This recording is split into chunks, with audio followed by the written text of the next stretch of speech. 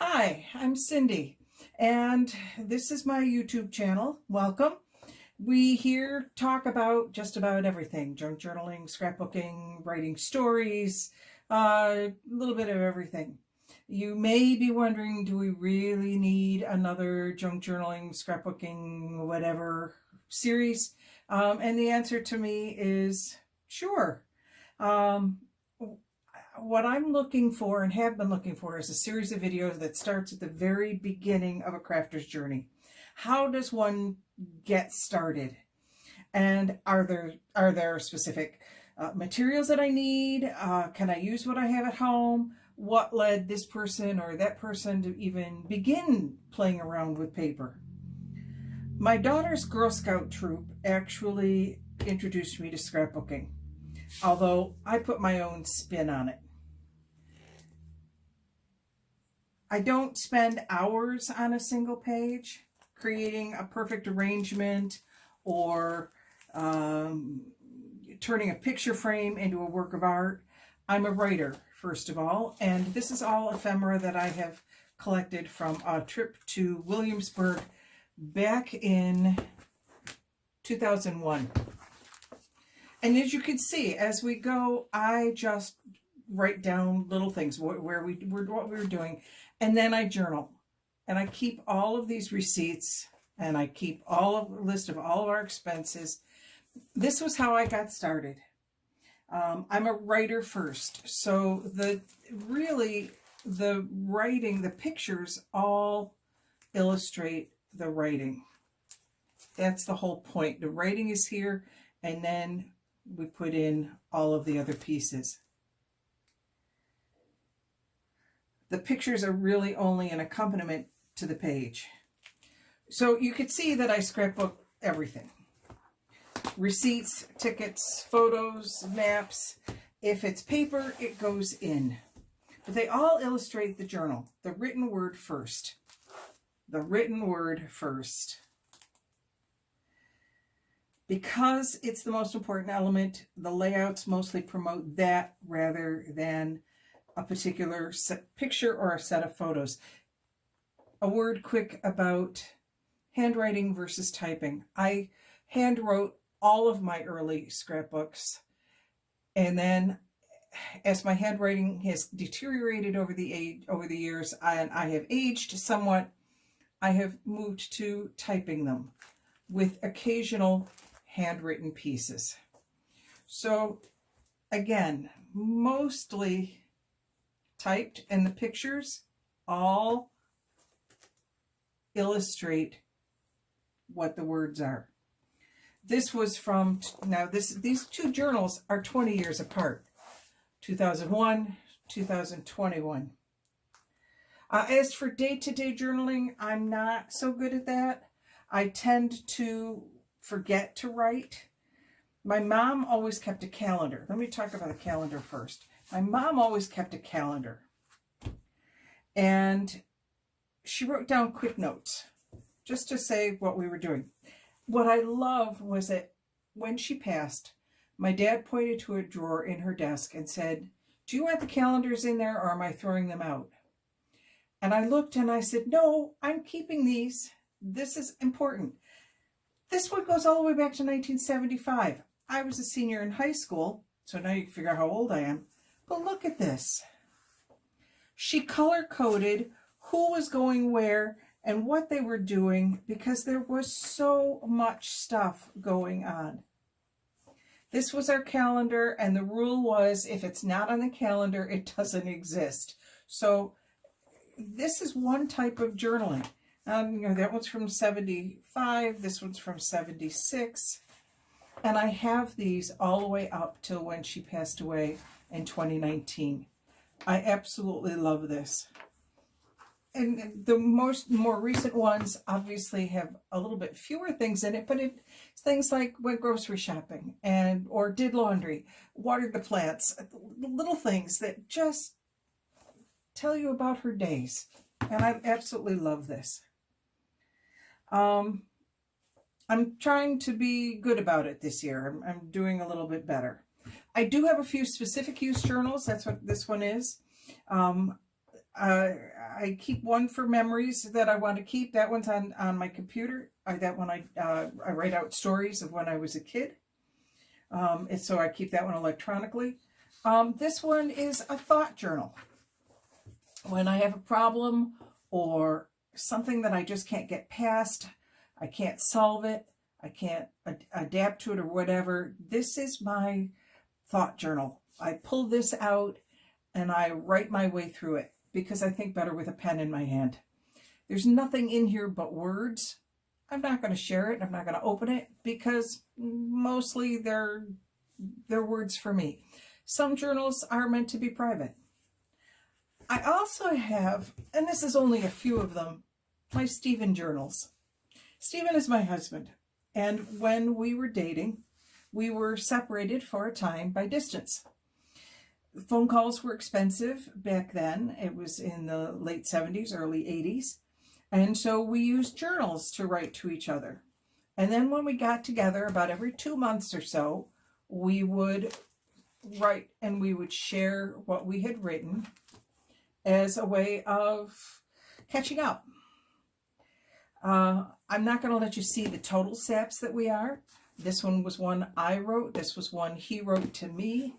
And we would just write almost every day. We would write to each other, at least a little note. And then, like I said, when we got together every 2 or 3 weeks, we would share what we had been doing. So another way of maintaining a relationship as well as doing some journaling. Those were fun.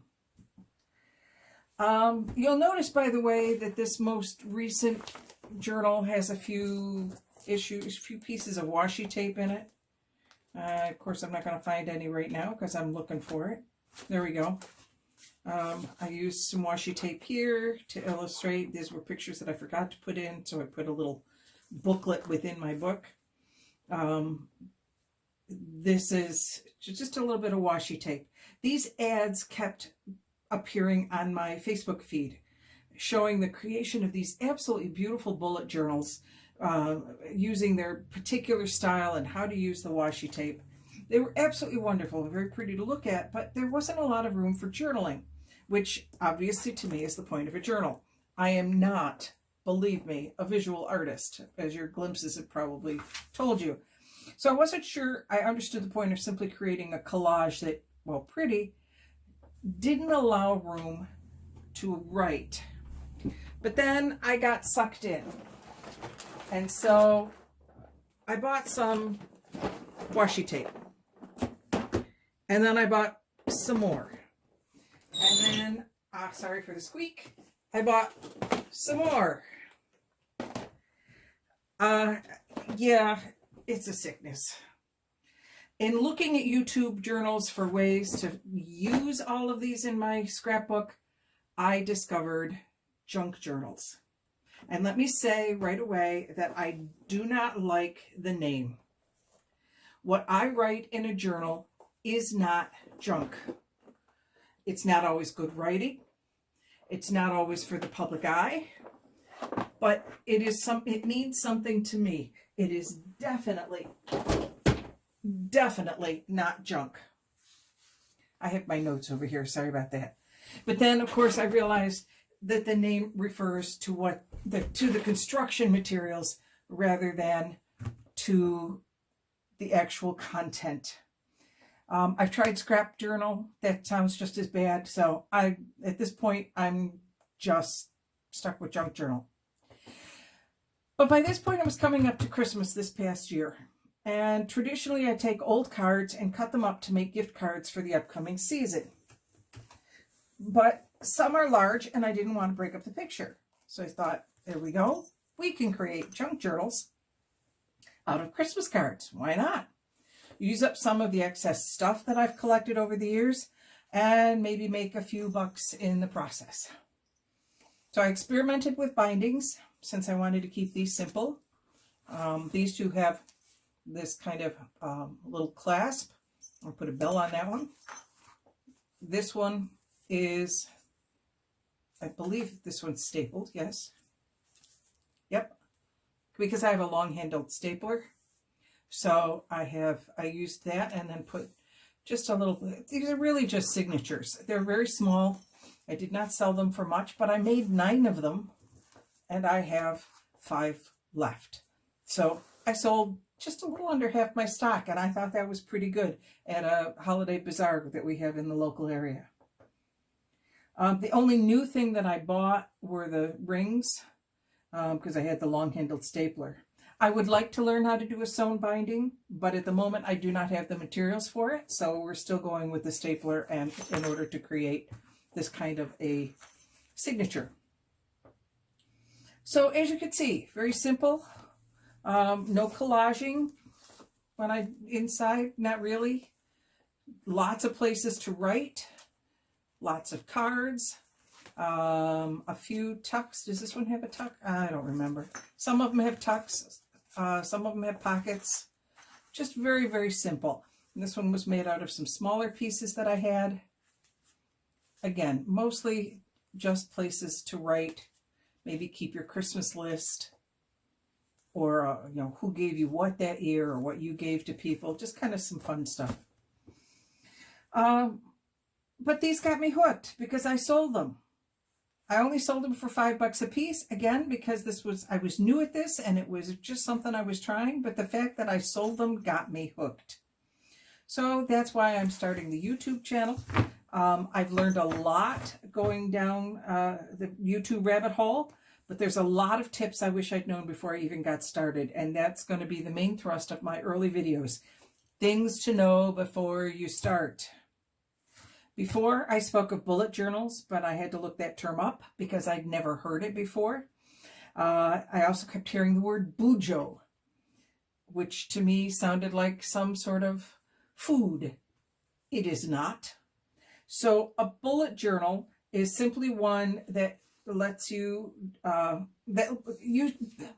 bullet journal uses lists rather than paragraphs, literally bullet points. And it could be a chart that you're keeping, a motivational quote that you want to remember. They tend to be arranged not chronologically, but in sections. Because the entries are short, there's a lot of room on the page to create that art in those collages, often using the washi tape. Hence my introduction to the form of journaling. Bujo, by the way, is not food. It is short for bullet journal, which is probably not a good thing to eat. So there you go. 2 terms that will be new for some of you. So I am a writer first. I'll talk a lot more about that as these videos go along. I've shown you 2 of my many of these scrapbooks. I have a notebook for every single year. In fact, I have to start mine for this year. I have not yet started it. But in the ones that are for year, those are arranged chronologically, and they are events that happen throughout the year. Weddings, funerals. If our name, for some reason, ends up in the paper, and my husband's a theater director, so he's in the paper often, clippings go in there, but I have one for every single year going back all the way to before we got married. Our early lives up to the age of about 21 are contained in 2 volumes, 2 for him, 2 for me. And then our married life, the early married life, I don't have a lot because like I said, I didn't start this till my daughter was in Girl Scouts. So I've been doing this about 20 years. I have explained my newfound love of washi, which has led to the junk journals, and explaining some cool tricks. What I'm going to do as we go through here is explain some just some little tricks that I've discovered that people have done, some tips and terms. I also use the word signature. A signature, if you look at a book, you could see sometimes, especially in the older books, how they are put together. This is a signature that I'm currently working on. And it's just this part of the journal. There will be, my books are in the way. Hang on, I can't get you there we go, better picture. So this is just one section of a journal, and this particular journal will probably have oh, I don't know, probably 6 or 7. In fact, I can show you a better example of that. This is a journal I have completed, and it has 3 signatures. And they're held in with the ribbon because, like I said, I'm still learning how to do, I have not yet learned how to do sewn-in signatures. So this particular journal has lots of tucks and pockets and little folders and all sorts of cool things because I've learned a lot in the past couple of, I've been doing this now for 8 weeks. And in 8 weeks' time, I went from these simple little things to this. So if I can do it, anybody can do it. All right. In my next video, I'm going to talk about journaling cards and showing not only a fun way to make them, but why they exist in the first place.